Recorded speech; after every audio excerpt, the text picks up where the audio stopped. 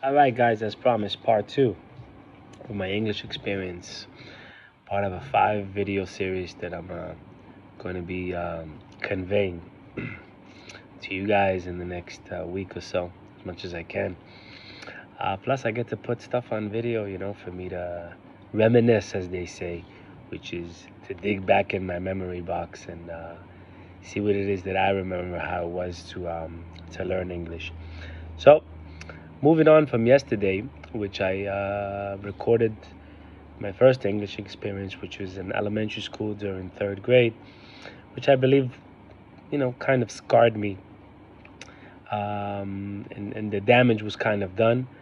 But I think the moment that my family relocated to America, again, I figured, things I definitely didn't anticipate to live in America. It was kind of a surprise. My mother, it was kind of a spare of the moment kind of things. My mother was a very liberal, hippie kind of person. So when we went for a visit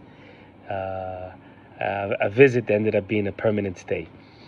So basically, not knowing ahead of time that this was going to be my home and that I would have to acquire the language, it made things maybe less complicated for me. Like there was less shell shock, because I figured I would have trouble anyways. So basically, I think a lot of you have told the story, so I'll go over it shortly today. So basically, when I went into class, I figured, my troubles are going to be the fact that I don't understand anything. I mean, I hardly know the ABC.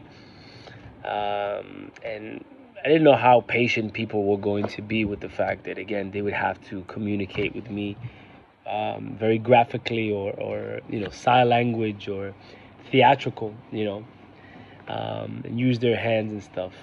So basically, when we go in and we sit down, and I have no idea where I'm at, I'm just told by someone in charge, okay, you got to go to this room. So obviously got lost, but then found my way in. I remember getting there kind of late, so people kind of looked at me because I looked strange. I dressed differently than them. I could recall correctly. Excuse me. So basically, I sit in the back because that's the only place, that that there was room. People sat next to their friends and stuff. And then the teacher sat down and she started taking attendance.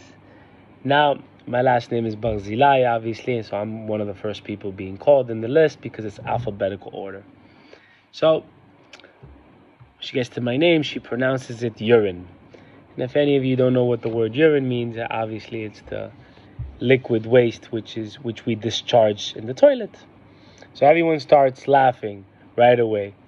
Now I'm barely 11 years old and I have no idea. I said, okay, my name's kind of funny. And now this pattern repeats every single lesson that I go. Everyone, laughs, and then during the breaks, everyone's, hey, do you want to take a urine break? So I have no idea. I'm thinking these Americans are completely strange. They've lost their minds.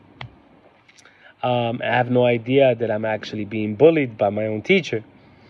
Again, intentionally or non-intentional, I don't know. I didn't really care at the time. I just knew that it was really tough to blend in and to adjust when right off the bat, right off the gate, when my name is called, it's already being ridiculed and mocked. Nilag. So basically, after 2 months or so, my friend from my neighborhood, actually, who did kind of receive me well, said, I can no longer refer to you as Yaron, Yaron. It just doesn't roll off the tongue properly. So he took the last 3 letters of my name and called me Ronnie. And the rest was history, I have to say. But I really love that name. Still have it today. My wife and my wife's family refer to me as Ronnie. So basically, that's my story of, again, my English experience with my name, because my name was very difficult for people to pronounce. It was very hard, because it's like, I'm thinking I went to all these official government institutions as I grew older, getting my driver license, doctors, jobs, where I would have to show identification. And the person that saw my name, how do you pronounce your name? They would go back and forth with me. And I would say, Yaran, but they were like, but I was like, you could call me Ronnie. I would always try to deviate, to them having an easier time. But when it was official, it was hard, So it was always my name not being pronounced. It was always out there. So I remember as a kid, I wasn't ashamed of my name, but I just felt that it was always a reason for people to mock or ridicule. But eventually it got better because, when people got to know me and stuff, so they figured, my name is Ronnie. It was easier for them as well. And it kind of got boring, and old to continue laughing at that.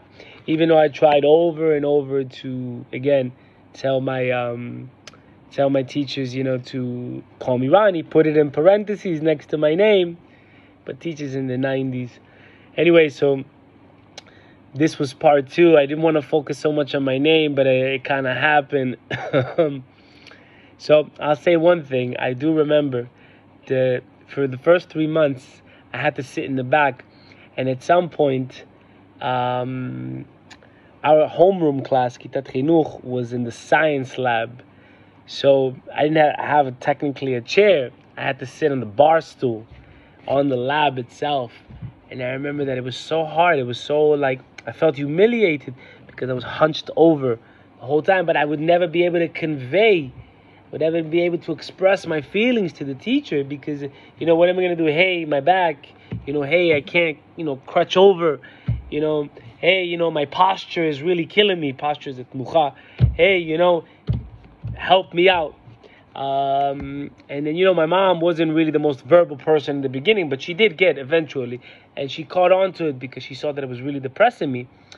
And eventually she went and came to the school and asked that my seat be changed or removed. And thank God it was. But it was funny because, again, it was impossible to even complain about something that was so obvious to a teacher that she sees me. Obviously, I wasn't doing anything in class. I was just looking around and trying to figure out what the birds or what the bees were doing, Good day, guys. Part 3 on the way.